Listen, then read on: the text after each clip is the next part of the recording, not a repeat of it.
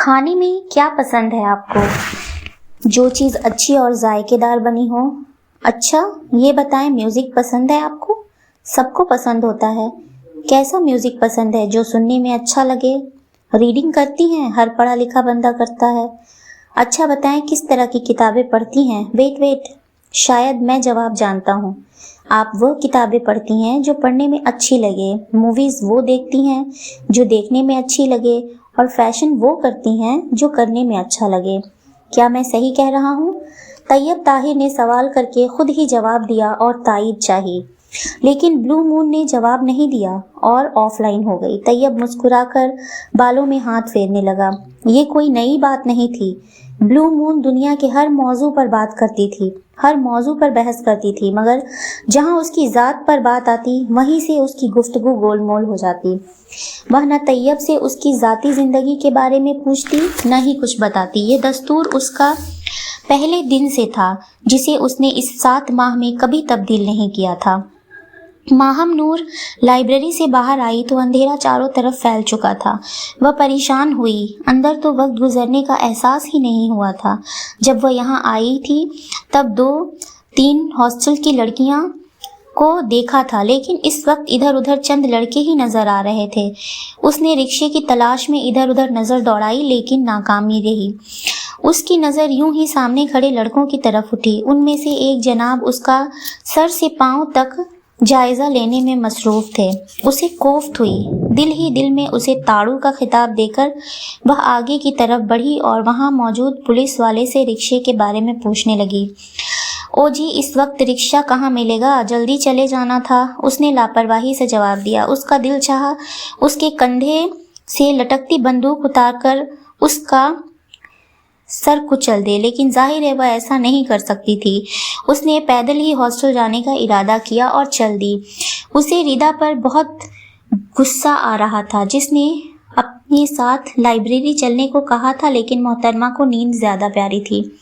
ایسی class meat ہونے کا بھی کیا فائدہ؟ باقی لڑکیاں کتنی خوش قسمت ہیں کہ ان کی کئی کلاس فیلوز ہاسٹلر بھی ہیں، کتنے مزے سے کمبائن اسٹڈی کرتی ہیں، اور ایک میں، یہ میڈم ہی رہ گئی تھی میرے لیے۔ دل ہی دل میں کڑتے ہوئے اسے احساس ہوا کہ کوئی اور بھی اس کے پاس اور اس کے پیچھے آ رہا ہے۔ اس نے اس خیال میں مڑ کر دیکھا اور شاید کوئی لڑکی ہو، لیکن پیچھے تو وہ تاڑو اور ایک لڑکا اور تھا۔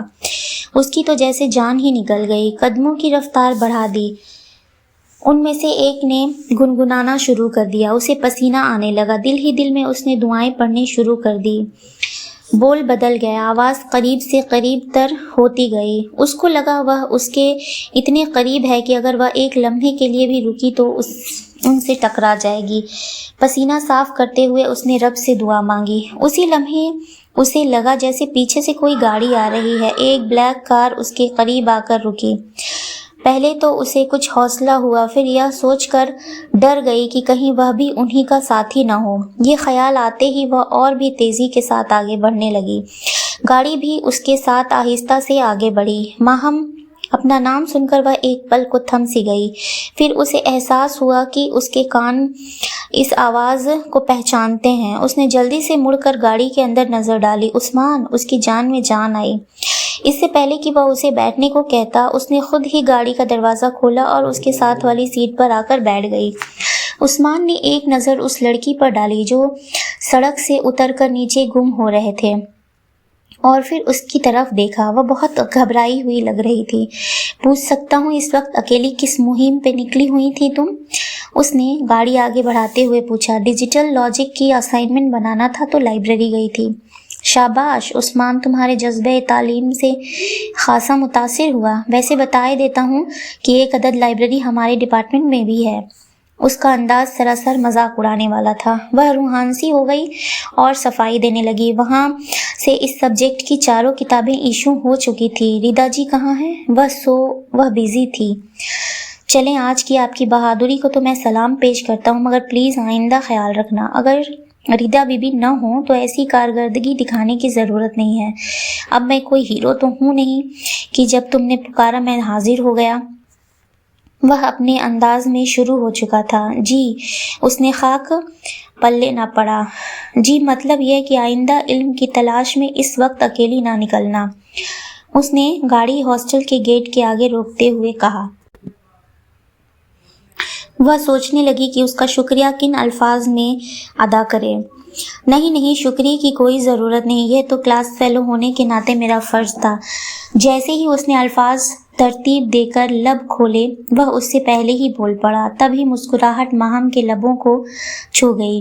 اس نے سر جھکاتے ہوئے فائل گود سے اٹھائی اور اترنے لگی۔ اللہ حافظ۔ وہ گاڑی کا دروازہ بند کرنے لگی تب عثمان نے کہا، اللہ حافظ۔ اس نے تھوڑا جھجکتے شرمندہ سے لہجے میں کہا، اخلاقاً تو یہ الفاظ پہلے اسے ادا کرنے چاہیے تھے۔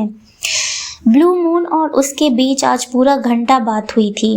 وہ اس کی ذہانت پر حیران رہ جاتا تھا۔ عام طور پر لڑکیاں مخصوص موضوع پر بات کر سکتی تھیں، کئی لڑکیاں اس کی دوست تھیں، مگر اس نے مخصوص انداز اور مخصوص باتیں اسے بور کر دیتی تھیں۔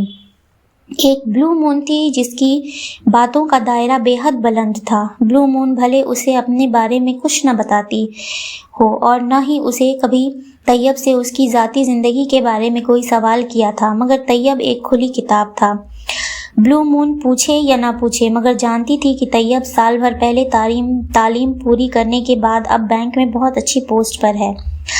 اس کی فیملی دوسرے شہر میں ہے اور وہ نوکری کے سلسلے میں یہاں رہتا ہے۔ پھپھو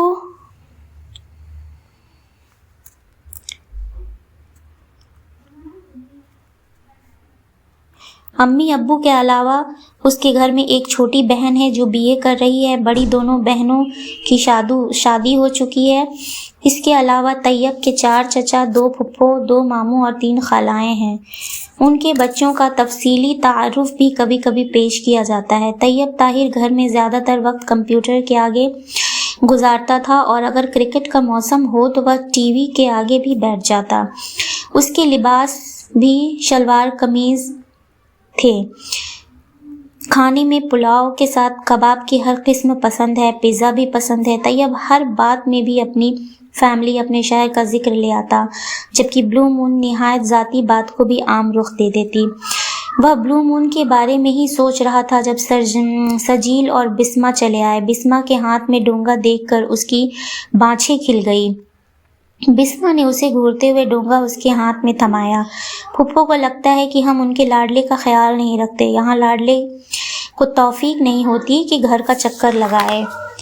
چائے بناؤ۔ سجیل نے ریموٹ اٹھا کر TV آن کیا، اس کو تانا مارا اور ساتھ ہی فرمائش کم حکم زیادہ کیا۔ چائے بناؤ۔ طیب نے فرمائش آگے پاس کی۔ بسمہ اسے گھورتے ہوئے اوپر کچن میں چلی آئی۔ چائے بنانے کے ساتھ ساتھ اس نے کچن صاف کرنا شروع کر دیا جس میں کم سے کم گھنٹہ درکار تھا۔ اس نے سارا پھیلاؤ سمیٹا اور سب برتن دھوئے۔ اس کی طبیعت میں کافی نفاست تھی اور وہ بہت صفائی پسند تھی، اس لیے ہفتے میں ایک دفعہ اس کے فلیٹ میں آ کر ماسیوں والے سارے کام کر جاتی تھی۔ بسمہ تمہارے امتحان ہو گئے؟ طیب نے TV سے نظریں ہٹائے بغیر اس سے پوچھا۔